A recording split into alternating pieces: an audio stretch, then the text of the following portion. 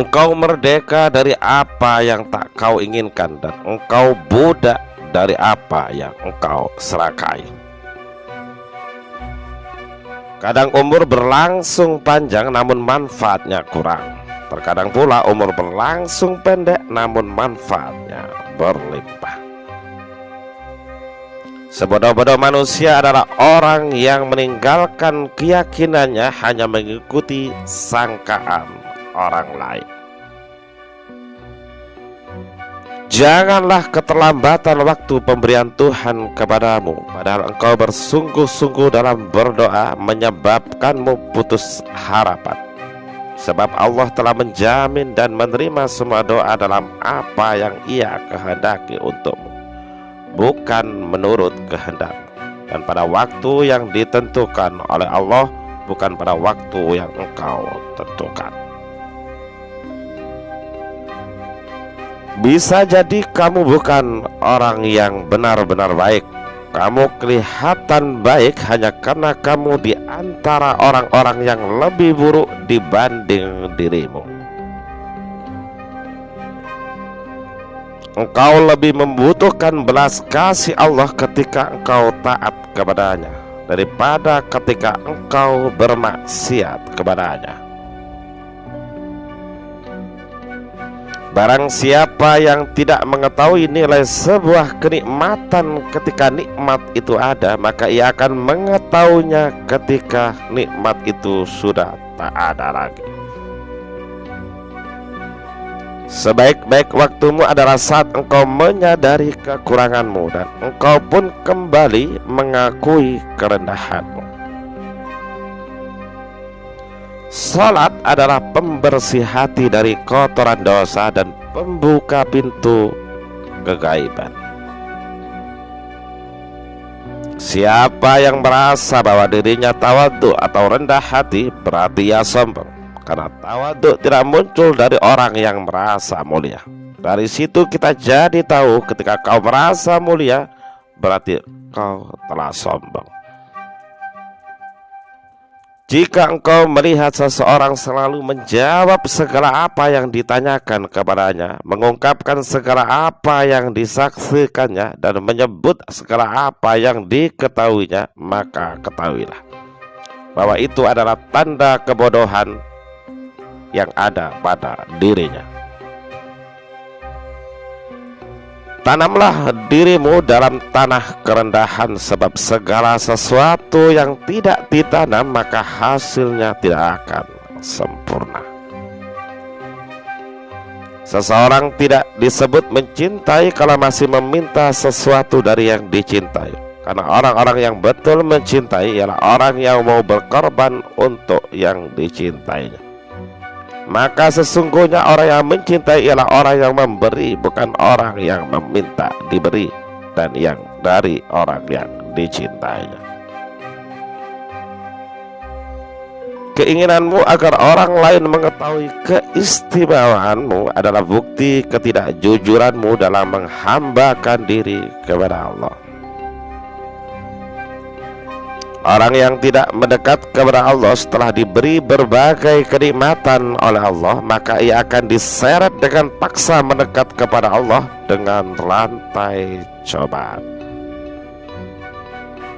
Di antara tanda matinya hati adalah tidak adanya perasaan sedih atas ketaatan yang kau lewatkan, dan tidak adanya perasaan menyesal atas kesalahan yang telah engkau lakukan.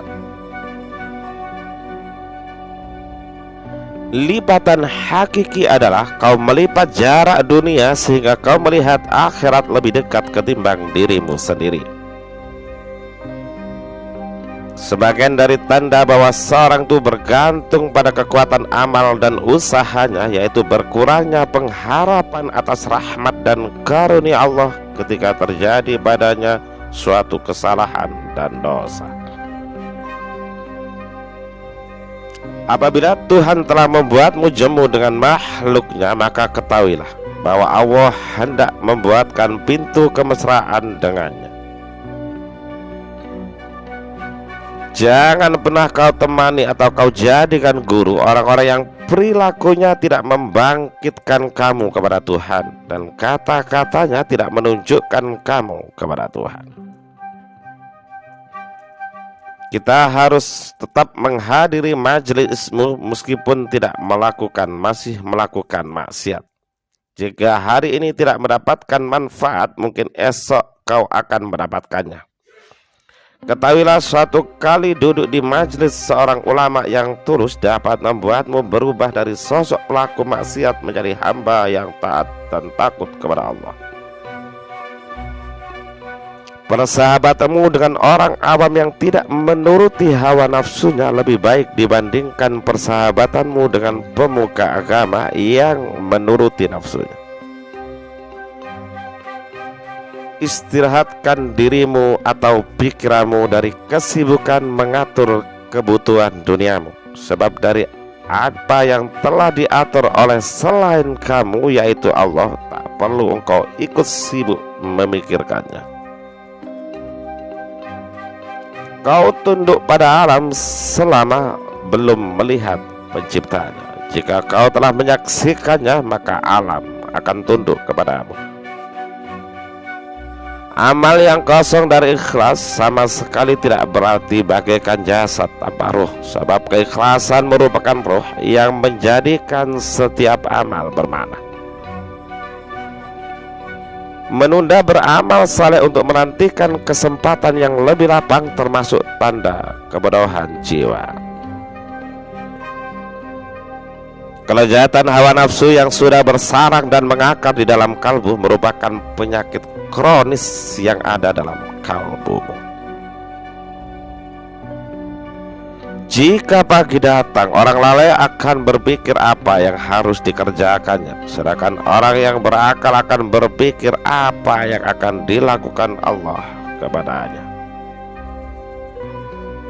Beraneka macam jenis amal ibadah dikarenakan bermacam-macamnya pemberian karunia Allah yang diberikan kepada hambanya. Jika kau tak ingin dipecat, jangan memangku jabatan yang tidak kekal. Jangan kau tuntut Tuhanmu karena tertundanya keinginanmu, tapi tuntutlah dirimu karena engkau telah menunda adabmu kepada Allah Subhanahu wa ta'ala. Maksiat melahirkan rasa hina pada dirimu hingga engkau menjadi butuh kepada Allah. Itu lebih baik daripada taat yang menimbulkan perasaan mulia dan sombong atau membanggakan dirimu. Pada setiap tarikan nafas terdapat takdir Allah yang berlaku atas dirimu. Di antara tanda seorang mengikuti hawa nafsu adalah bersegera melakukan amaliyah yang sunnah, namun malas menegakkan yang bersifat wajib. Harapan adalah yang diikuti dengan tindakan. Jika tidak, maka itu hanyalah angan-angan belaka. Salah satu tanda seorang hanya bergantung pada amal bukan rahmat Allah adalah berkurangnya harapan kepada Allah saat berbuat kesalahan. Tak kala berkurang apa yang membuatmu senang, maka berkuranglah pula apa yang kau sedihkan. Bila mana Allah menggerakkan lidahmu untuk berdoa kepadanya, maka ketahuilah bahwa Allah sedang ingin memberikannya kepadamu. Tak ada yang sulit jika engkau mencarinya melalui Tuhanmu, tak ada yang mudah jika engkau mencarinya melalui dirimu sendiri.